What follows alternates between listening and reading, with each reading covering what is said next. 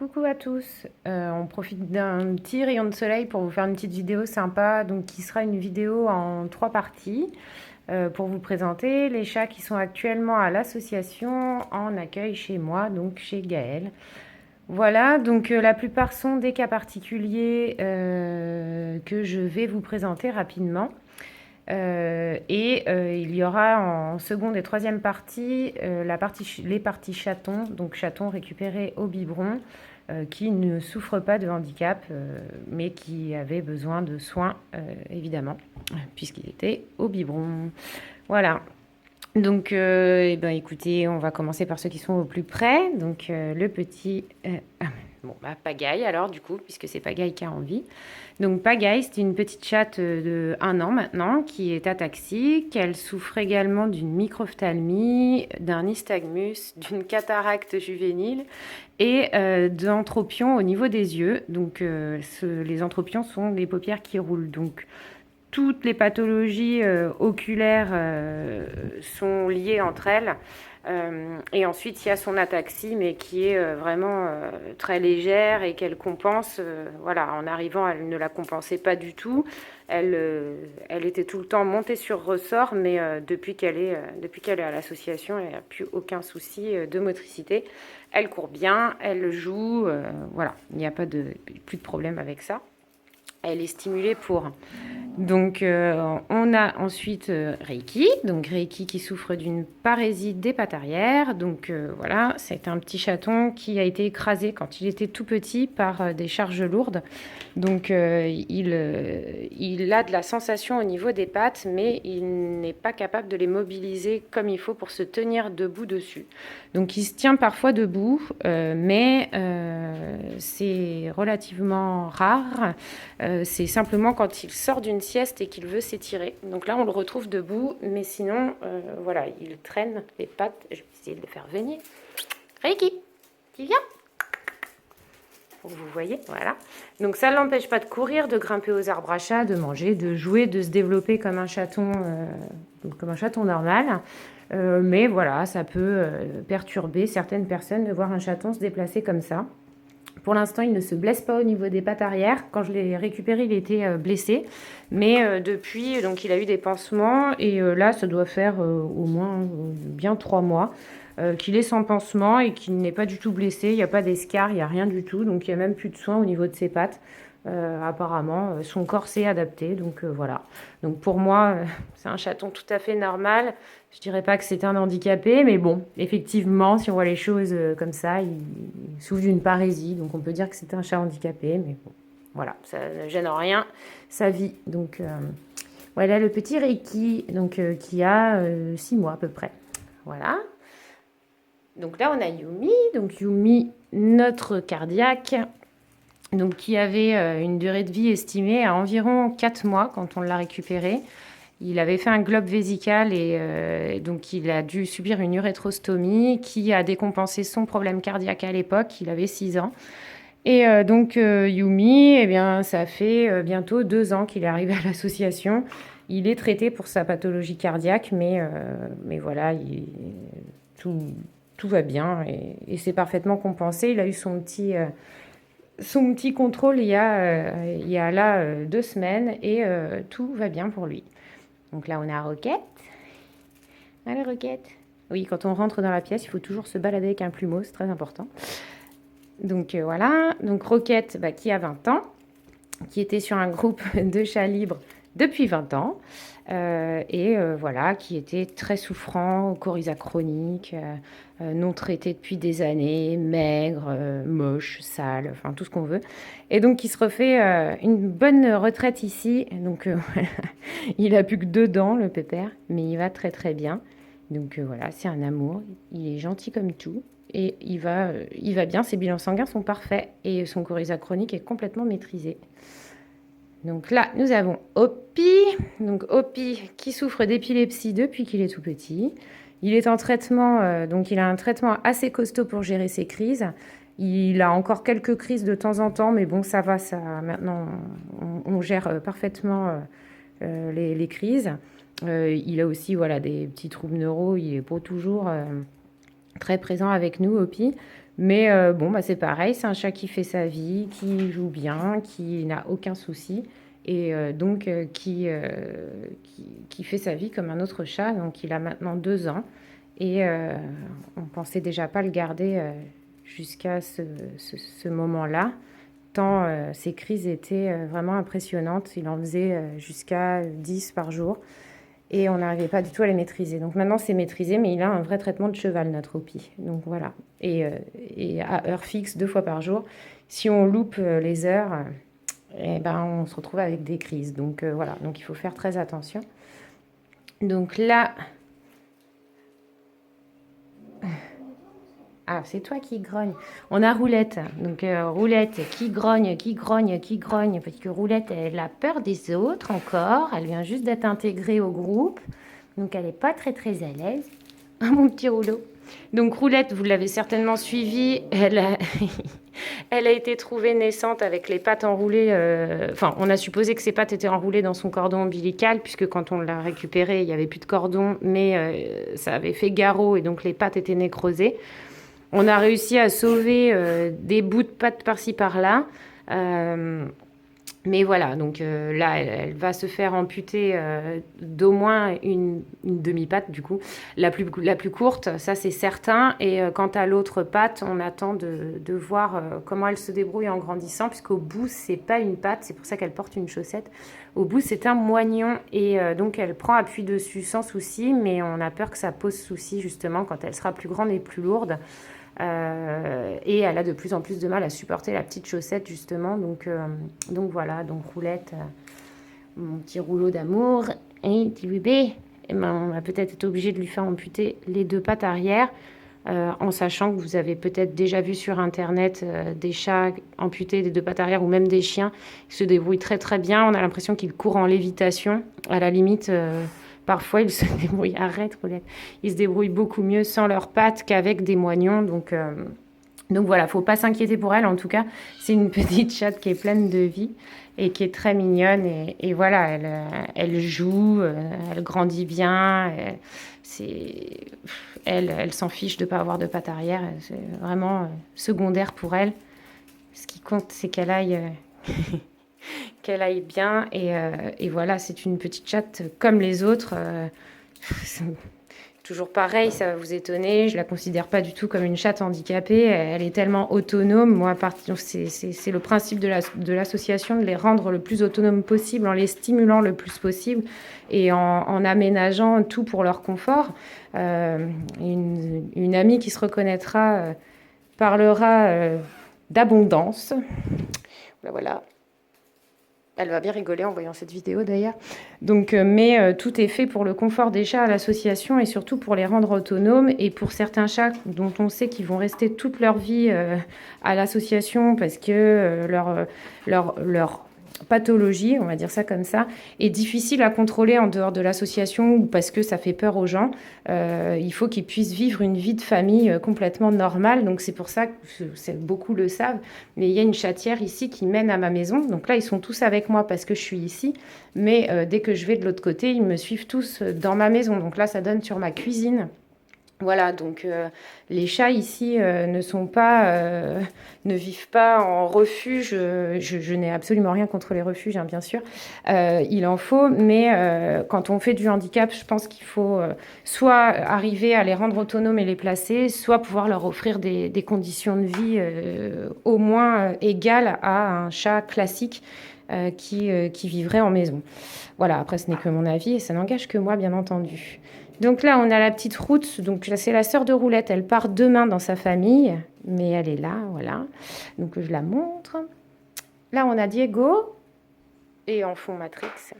Donc Diego, notre chat des rues, diabétique à ses heures et plus diabétique à d'autres heures. Donc voilà, c'est un chat qui est sous surveillance pour son diabète qui va et qui vient.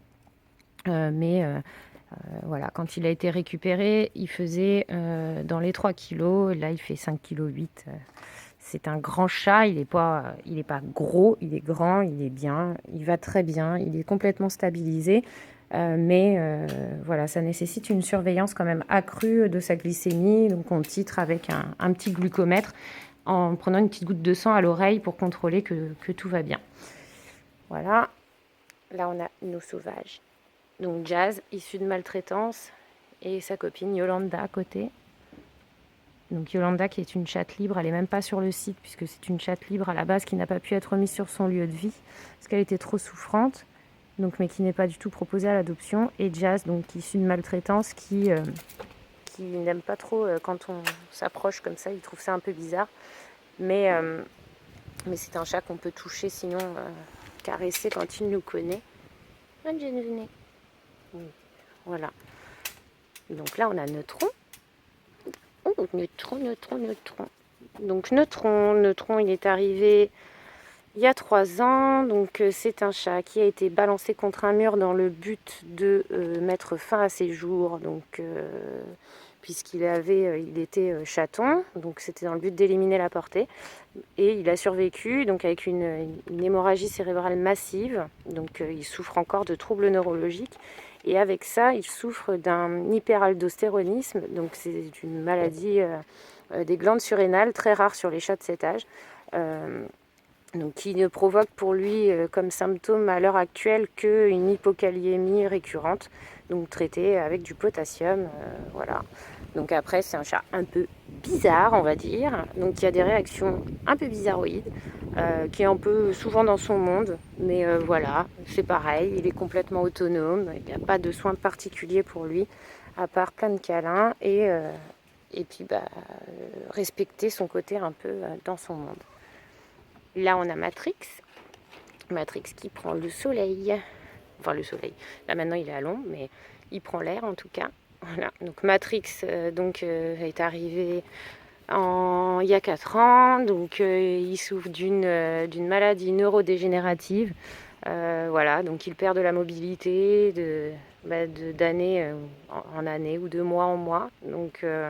mais c'est pareil, il reste quand même malgré tout autonome dans le sens où il se nourrit tout seul, il fait sa toilette, voilà. Il ne peut pas aller à la litière, donc il porte une couche en cas d'accident parce que comme il ne peut pas se déplacer, sinon il resterait dans son pipi, dans son caca tout mouillé et il ne supporte pas ça. Donc là, il porte des couches Pampers pour pas faire de la pub, mais qui sont très bien, donc ils sont changés régulièrement. Il n'y a pas de soins particuliers, ça lui permet simplement quand il fait pipi de rester au sec parce que la pub n'est pas fausse, il reste vraiment au sec pour un pipi. Évidemment si on changeait la couche tous les 10 jours ce serait l'horreur, hein. Voilà, mais elle est changée 2 à 3 fois par jour en fait, à chaque fois qu'il y a quelque chose dedans on la change et ça lui permet de rester au sec.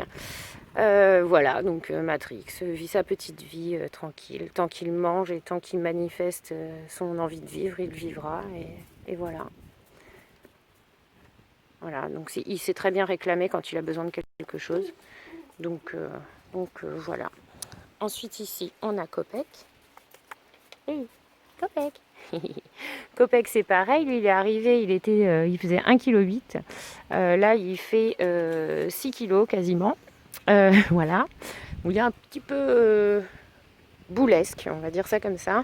Il a bien profité. Donc Kopek,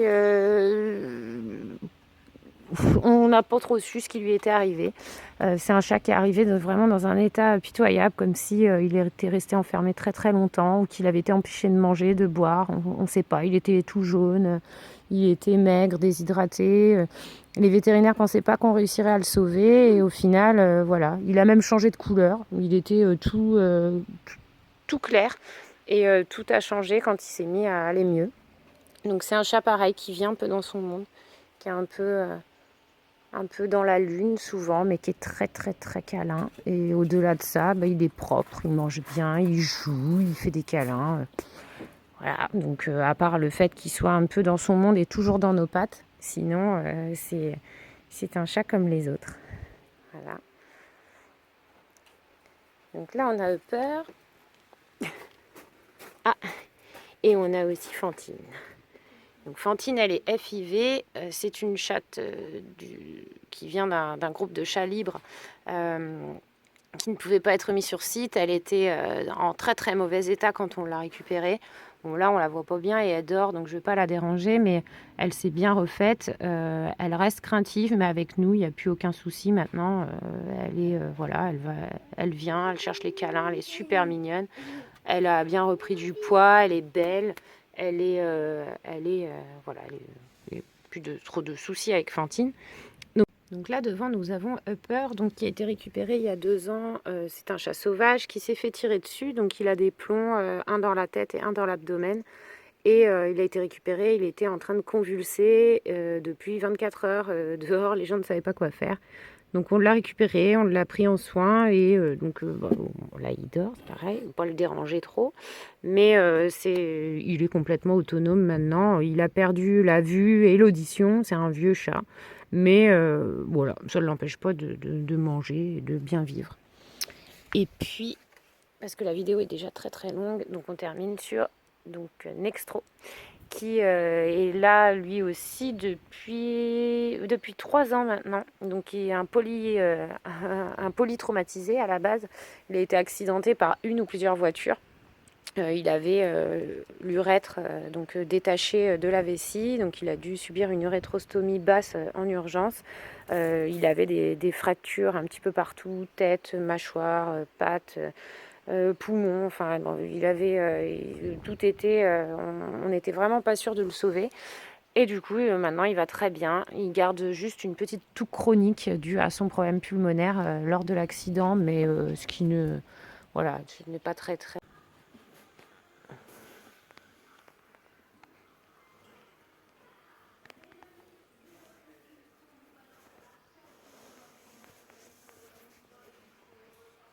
Donc là, on a notre petite Raga, voilà, qui fait sa petite sieste tranquillement. Donc tu Raga nounouille. Oui, tu Raga nounouille. Moi, je t'ai dérangé pendant que tu baillais, c'est un peu n'importe quoi.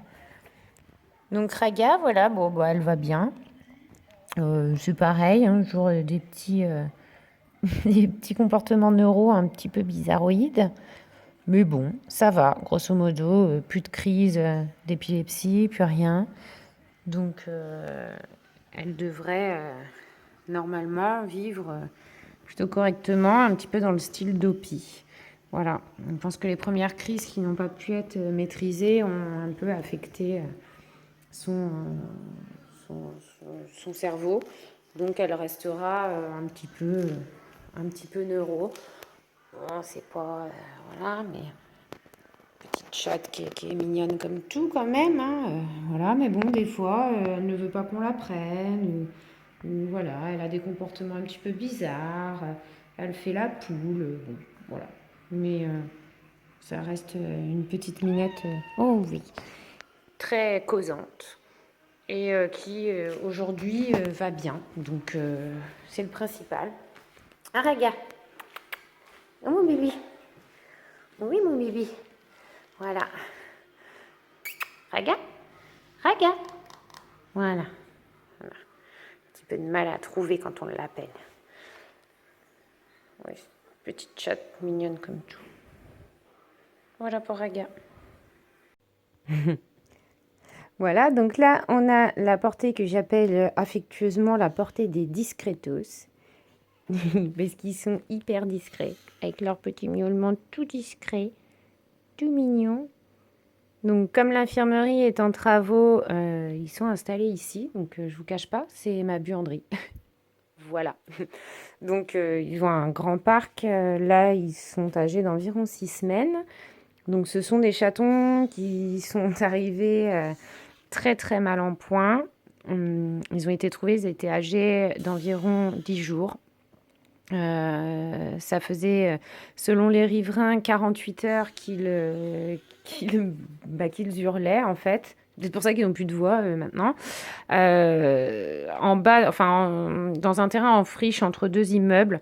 Personne n'a rien fait. C'est un groupe d'étudiants, en fait, qui les a trouvés. Donc, ils étaient 4, qui les a récupérés. Donc, un est rapidement décédé. Ils ont été confiés à une dame qui s'appelle Sophie. Si elle regarde la vidéo, d'ailleurs, je la remercie très sincèrement pour ces petits chatons. Donc, qui a essayé de leur apporter les premiers soins, de les biberonner.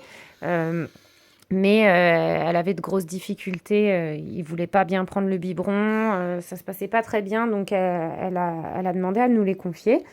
Donc effectivement, le petit mâle tigré, là, que voici, ne prenait pas le biberon. Donc il a dû être sondé pendant 4 jours. Il a d'ailleurs participé à une vidéo pour apprendre à sonder un chaton, que je mettrai en ligne prochainement.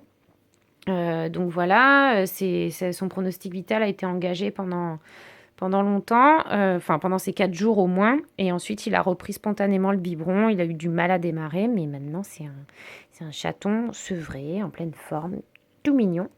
Et sa sœur, elle, a pris le biberon assez rapidement à la maison. Et donc, elle a eu un développement tout à fait normal. Voilà, donc elle avait besoin simplement de quelqu'un qui avait confiance et qui n'avait pas peur et qui ne stressait pas. Et Sophie, je pense, au vu de leur état catastrophique, était un peu paniquée. Donc voilà, elle a récupéré donc 3 chatons et il y en a un qui est décédé rapidement en arrivant aussi. Donc voilà, de 4, ils sont passés à 2. On ne sait absolument pas ce qui est arrivé à leur maman, s'ils avaient été déposés là par des humains ou si la maman n'est jamais revenu parce qu'il lui est arrivé quelque chose, comme ça arrive très souvent pour les chats de dehors. Voilà. En tout cas, ils seront proposés à l'adoption d'ici 3 semaines environ. Et pour l'instant, donc là, ils sont actuellement dans le parc et ensuite ils passeront dans la pièce qui a été aménagée mais qui est actuellement occupée par une portée de 5 que je vais vous présenter tout de suite. Donc nous voici dans la pièce spécialement aménagée pour les chatons. Voilà, voilà. Oui, bisous. Donc, arrête. Donc cette pièce a été aménagée un peu en urgence. Donc comme vous pouvez le voir, il y a une grille qui a été posée, voilà, pour séparer, puisque c'est un bureau chambre d'amis de pièces de jeu habituellement à la maison. Donc parce que cette année, on a eu des familles d'accueil biberons qui n'ont pas pu continuer. Donc on a une famille d'accueil qui a été mise à l'arrêt parce que elle a eu malheureusement un virus chez elle hautement contagieux et hyper virulent. Donc on a décidé d'un commun accord de la mettre à l'arrêt pendant 1 an. Donc de bien tout désinfecter, de ne prendre aucun chat pendant 1 an. Afin que le virus n'ait pas de risque de se redéclencher sur d'autres chatons. On préfère faire comme ça, même si c'est très très embêtant pour le fonctionnement de l'association. On ne veut pas prendre de risques, on ne veut surtout pas prendre des chatons pour les voir mourir. C'est pas du tout l'intérêt, chaton ou adulte d'ailleurs, puisque l'intérêt est plutôt inverse. Donc voilà, on a une autre famille d'accueil, biberon, qui, pour des raisons personnelles, a décidé d'arrêter de prendre en charge des chatons au biberon. Une troisième qui, pareil, a eu une situation difficile cette année, donc il n'a pas pu prendre de chatons au biberon. Et donc voilà, et on a une famille d'accueil chaton tout court, donc qui me fait mon relais habituellement, qui est actuellement à l'arrêt aussi pour quelques mois. Voilà pourquoi j'ai dû aménager cette pièce un petit peu en urgence. Donc comme vous pouvez le voir, c'est toujours l'abondance, hein, voilà, pour faire de nouveau sourire mon ami. La pièce est conçue pour eux, hein, il y a tout le nécessaire, même si ça fait forcément du boulot pour tout désinfecter et tout ça, pour tout nettoyer, mais c'est pas grave, c'est pour leur confort. Ils sont bien installés, ce sera des chatons qui seront parfaitement équilibrés. Et qui connaîtront un petit peu tous les joujoux, les jouets, les doudous et tout ce qui s'ensuit. Donc voilà, en attendant d'avoir derrière, de pouvoir être lâchés dans la maison, évidemment, là, ils ne sont pas testés FIV, FELV, donc ils vont rester un petit peu dans cette pièce le temps d'avoir l'âge de pouvoir passer ailleurs. Donc pour parler un petit peu de ces petits bouts-là en particulier, donc il s'agit de 2 portées différentes qui viennent du même endroit, sinon ils ne seraient pas ensemble, bien entendu. Donc qui proviennent d'un groupe de chats errants, donc on a fait stériliser, hein, on fait toujours stériliser les adultes quand on prend des chatons, on ne laisse pas les adultes proliférer sous prétexte qu'on ne prend que les chatons. Bien entendu, je le répète, ça paraît logique, mais c'est pas logique pour tout le monde, donc je préfère faire un petit rappel sur ce point-là, même si ça coûte en effet très cher aux associations de faire stériliser, identifier, remettre sur site des chats libres. Il me semble que c'est quand même impératif et c'est la base de notre travail. Sans faire ça, on n'y arrivera jamais. Si tout le monde s'y mettait, les mairies, les grands refuges, les associations, les collectivités, etc., je pense qu'on n'aurait pas ce problème d'errance actuellement qui, excusez-moi du terme, nous pourrit la vie, puisque des chats errants, il y en a beaucoup trop et c'est absolument pas normal. Donc voilà, il faut vraiment faire stériliser. Pour information, l'an dernier, on a fait stériliser, identifier et remis sur site 507 chats sur le département. C'est énorme. Un chat, donc un mâle à stériliser, identifié, nous coûte 60 euros et une femelle 80 euros. Je ne cache rien, je suis complètement transparente avec vous. C'est un tarif qui nous a été fait par les vétérinaires au vu du nombre de chats qu'on amène. C'est pas un tarif qui leur fait plaisir, hein, faut pas croire ça. C'est une bonne action de leur part de nous faire ce tarif-là. Puisque voilà, on récupère, enfin on leur fait passer énormément de chats, donc c'est un peu un tarif de groupe, un peu comme le tarif famille nombreuse, mais en mode extra nombreux. Donc voilà, et sans compter que ça ne nous coûte jamais ça, en fait. Ça nous coûte, on a fait un calcul rapide sur l'an dernier, un chat errant nous coûte en moyenne 100 euros par chat. Puisqu'il y a certains chats qui vont nous coûter effectivement que 60 euros ou que 80 euros, parce que ce sont des chats qui vont bien, que les nourrisseuses vermifugent, traitent, des parasites, etc. Mais il y a d'autres chats qui nécessitent des chirurgies, par exemple, parce qu'ils sont cassés quand on les récupère, ou des soins de plaies, ou un déparasitage, ou etc. Et donc on arrive à une moyenne de 100 euros par chat errant qu'on prend en charge. Donc vous faites le calcul sur 507 chats, oui, on a dépensé plus de 50 000 euros pour les chats errants en Indre-et-Loire. C'est énorme, malheureusement pas suffisant, puisque on a encore aujourd'hui énormément de chats errants, beaucoup trop de chats errants. C'est infernal pour tout le monde, hein, autant ceux qui aiment les chats que ceux qui n'aiment pas les chats, hein. La stérilisation et l'identification des chats libres rend service absolument à tout le monde, puisque ça limite la prolifération, la propagation des maladies, les marquages, les bagarres, enfin voilà, tout ce qui peut être embêtant pour tout le monde, que ce soit pour les gens qui aiment les chats ou les gens qui n'aiment pas les chats. Donc quand vous voyez autour de vous des appels aux dons, des campagnes pour des stérilisations de chats errants, je sais que ça paraît moins touchant que de faire un don pour sauver un animal, un petit chaton qui a un problème de santé. Mais au final, sachez qu'en participant à ce type de campagne, vous allez vraiment prendre le problème à la source, puisque c'est vraiment le problème à la source. C'est pas qu'on n'aime pas les chatons, c'est pas qu'on veut pas en avoir, mais on en a beaucoup trop. On est obligé aujourd'hui, toutes les associations d'Indre-et-Loire, on est en contact toutes. On a été obligé de refuser un nombre incalculable de chats. Ça nous pourrit la vie. Ça nous fait de la peine. C'est pas normal. Et tout ça parce qu'il y en a trop et qu'on reste des êtres humains avec des vies, des enfants, un travail, des occupations, etc. Et on ne peut pas prendre toute la misère du monde à notre charge. C'est impossible financièrement, au niveau temps, au niveau... Si on veut faire les choses bien, on ne peut pas avoir 50 chats dans une pièce, c'est inconcevable. Donc on est malheureusement obligé de dire non. Et on ne devrait pas être obligé de dire non. On devrait prendre avec plaisir des chats ou des chatons en charge sans que ce soit une obligation et qu'on soit obligé de faire des choix. Et donc en ce qui nous concerne, de ne prendre que les urgences vitales, par exemple, parce que ça limite forcément le nombre de prises en charge. Mais encore une fois, avec rien que les urgences vitales, on n'arrive pas à tout prendre.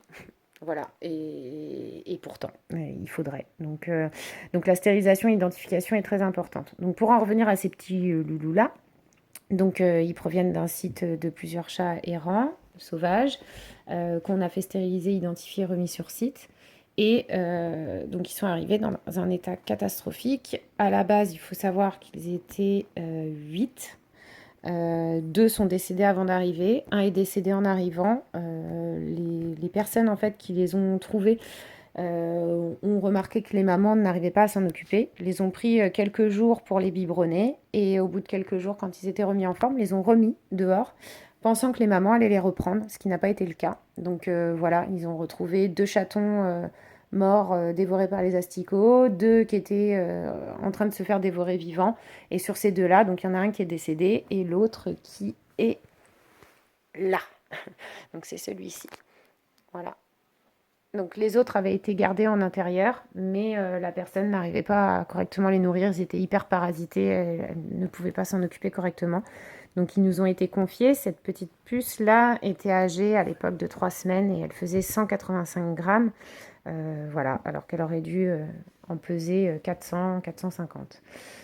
Voilà, donc tout ça pour vous dire que il est important déjà d'une part de stériliser, d'identifier, de soigner et de comprendre que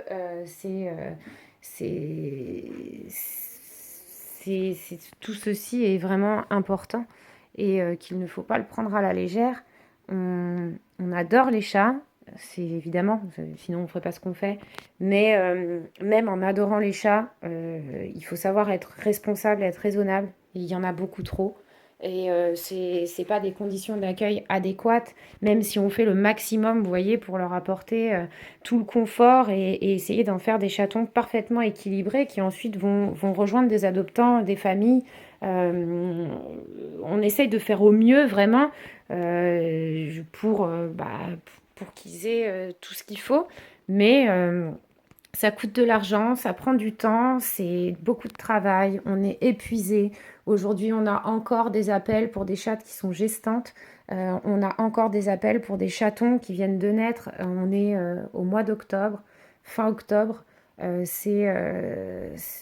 Ça devrait pas. Et je ne sais pas comment on va faire. Toutes les associations, on est dans le même état.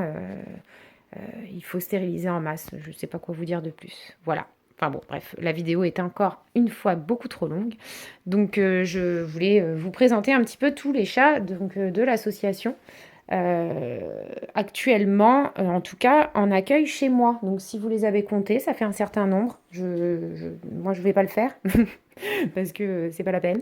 J'essaye de faire au mieux, de les accueillir dans les meilleures conditions d'hygiène, qui est, voilà, pour moi, un moteur. Les gens qui me connaissent savent que je passe des heures et des heures à tout nettoyer tout le temps. Mais voilà, donc hygiène, confort, soins, pour moi, c'est les 3 pièces maîtresses de l'association. Et il faut que ça continue comme ça et qu'on puisse accueillir tout le monde dans de bonnes conditions. Voilà, voilà. Eh bien, écoutez, je vous remercie à tous, en tout cas, d'avoir participé à cet événement. N'hésitez pas, si vous avez des questions ou autres, à les poser en commentaire et j'y répondrai avec grand plaisir. À bientôt. Au revoir.